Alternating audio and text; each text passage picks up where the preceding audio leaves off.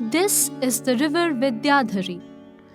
Once, long ago, along the banks of this distributary of Bhagirathi, between the pre-Maurya era and the Pala period, flourished a great civilization. Chandraketu Garh was probably named after the local regent, Chandraketu.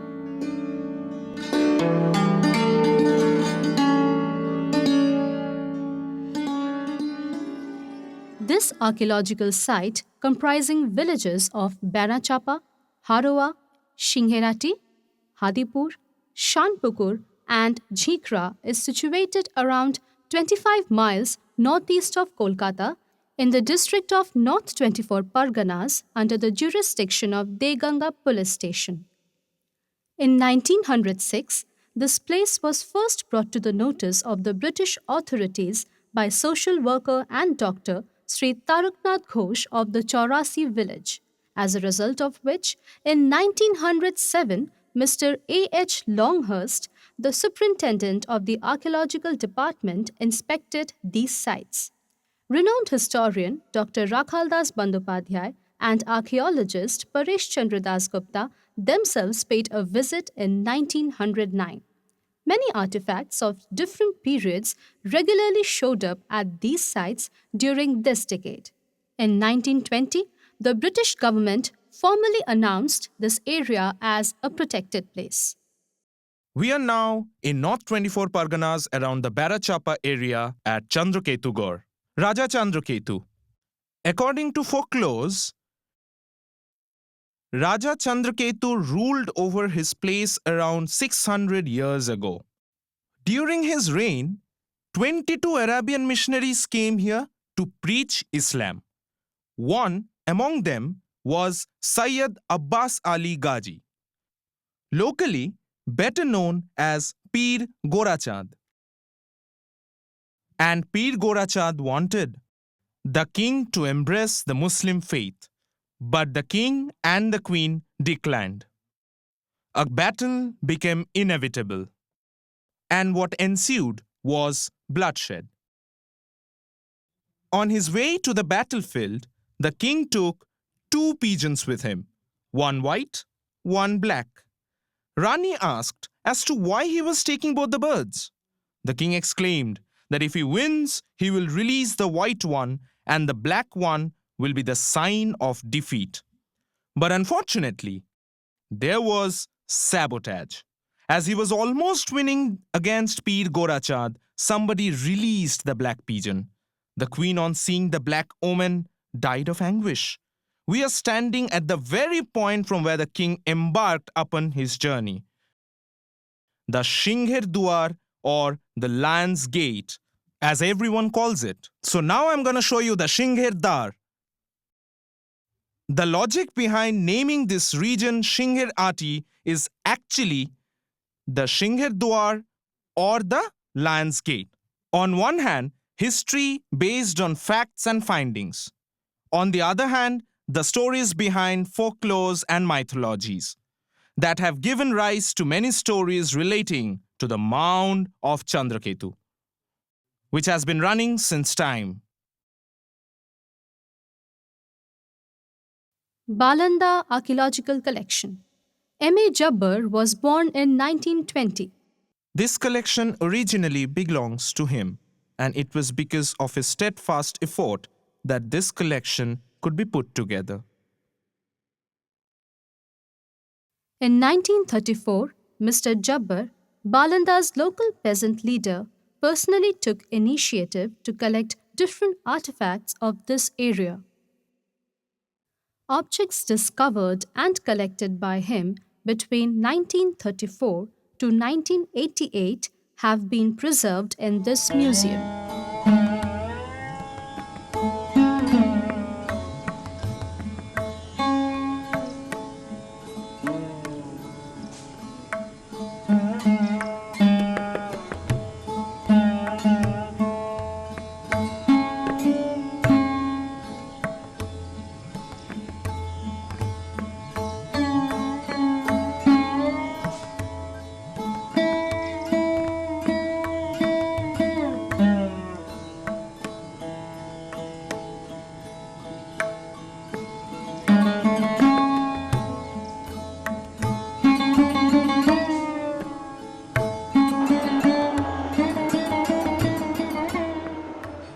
1934 to 1935, on the banks of river Vidyadhari, Mr. Jabbar found a huge jwala, a kind vessel which was full of kodi, a kind of shell which was used as currency during that period.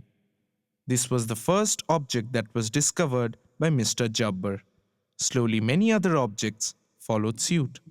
The Lal Masjid or the Red Mosque, the Mazhar of Pir Gora Chand, Pilkhana Mat and Chandraketu Garh. Red burnt clay brick chiseled stonework, a place of ancient civilization. It became his pastime to explore these places and to hunt for their artifacts.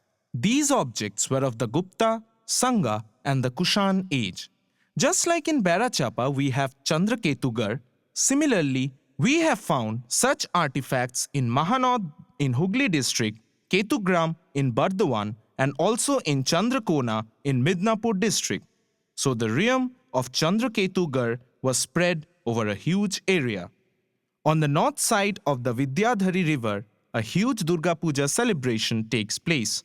On this occasion, thousands of people gather around here. Mr. Jabbar first showcased these objects during this festival. Another person who should be mentioned along with other conservationists is Dilip Kumar Moite. To his credit, he has an interesting collection of antiquities.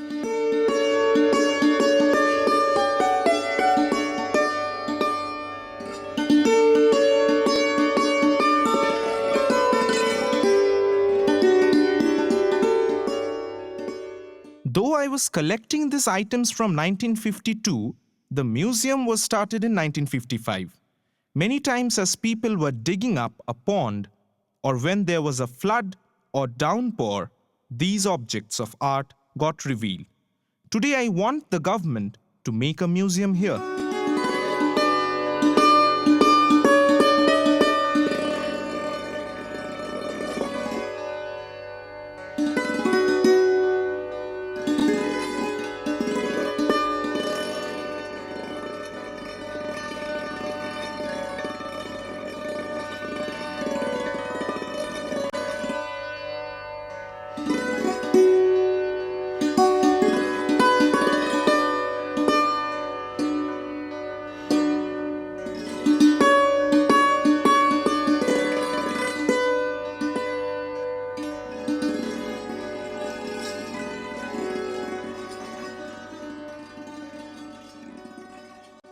We are now standing in front of the Chandraketu Garh Shahidullah Sriti Mohabidyalaya. They have an impressive collection of relics from the Chandraketu Garh Shahidullah Sriti Mohabidyalaya.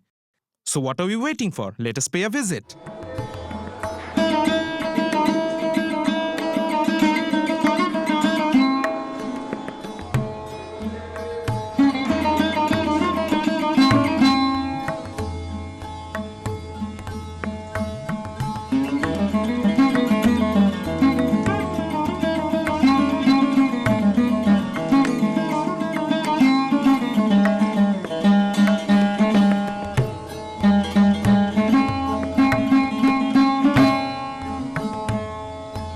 When I joined here as a principal, it struck me that the name of the college carries the word Chandraketu Garh, and these works of art are found scattered all around and are mostly conserved privately. So I had striven to preserve these art forms here as a public property for research and study by students and teachers alike. The work started in 2003 and the museum was formally opened to the masses on 24 December 2005. We took the students to the villages Hadipur, Shingherati, and we collected materials from the ruins that had been partially excavated, and later we received information that many a household have private collections of such materials. Ajibur Rahman, a professor being one of them, he had a collection of black, red and brown pottery which we retrieved. Many villages voluntarily donated and are still donating art objects out of their free will. Mostly they are terracotta plaques, some coins too. Few seals in ancient Brahmi jargon. There are some coins and many beautiful works of deities like Yakshini, Parvati, Indra, of which Yakshini idol should be specially mentioned.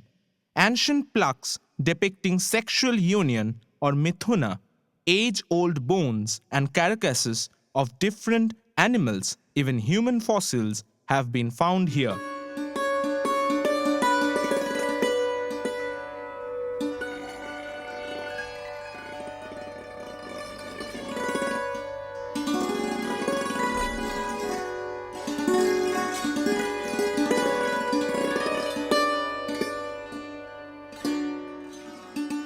This probably is that of an elephant foot patella. This is a vertebra, the molar tooth of Picardium. The jawline of a carnivore, probably a kind of jackal.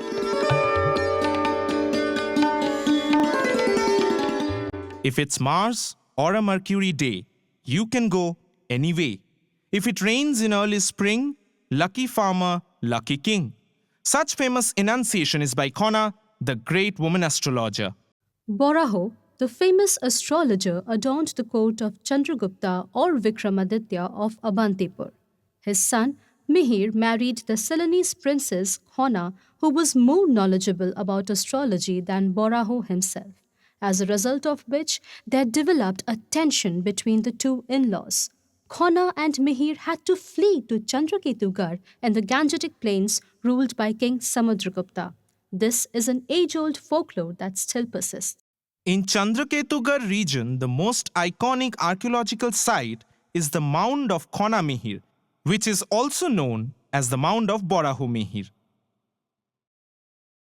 For ages, the society at large and the populace remains mesmerized by the stories of Chandraketu Garh and Borahu Mihir. But what have the archaeologists got to say?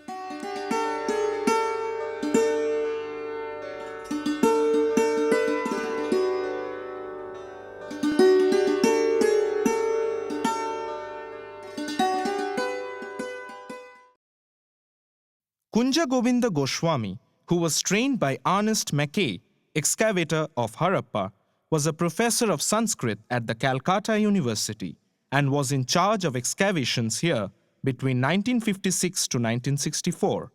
Excavations was carried out in two places, the Debaloi or the temple complex site or the mound of Khona Mihir. These were of the Gupta period. The foundation of this temple complex was made of red mortar, and secondly, the township area, which had a rampart or a peripheral wall all around and was made from burnt clay bricks. This falls on our way to Haroa. Most of this barricade has been destroyed by agricultural activities. The period and style of construction of these structures can easily be scientifically ascertained. Stratigraphy has revealed 7 layers of construction belonging to different periods.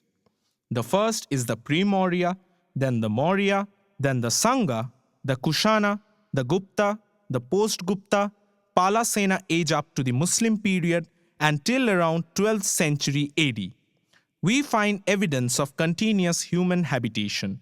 The two most distinguishing aspects of Chandraketu Garh are 1. The Gupta era temple complex, the like of which has not been found anywhere in eastern India, and secondly, that this place was a center of terracotta clay art.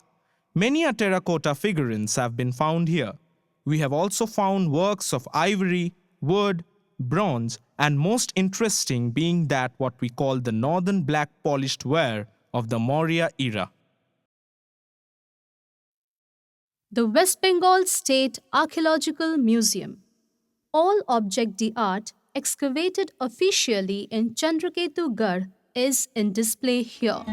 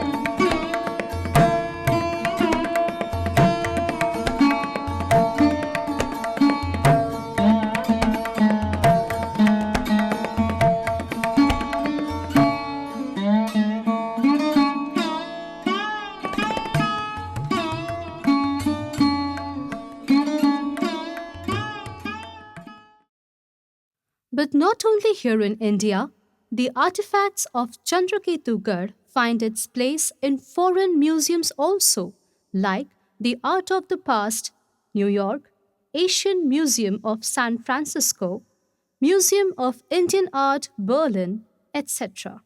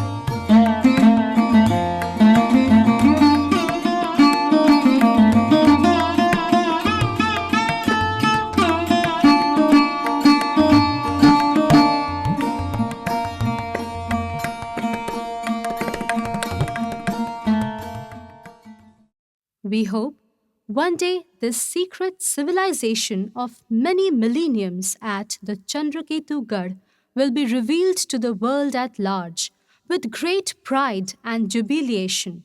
And on that day, the history of Bengal will have to be rewritten in golden letters.